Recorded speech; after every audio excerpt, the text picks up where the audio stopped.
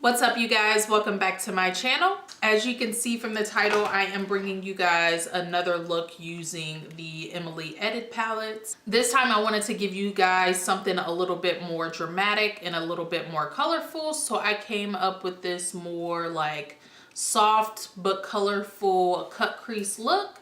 So if you guys want to see how I put this together, just continue to stay tuned.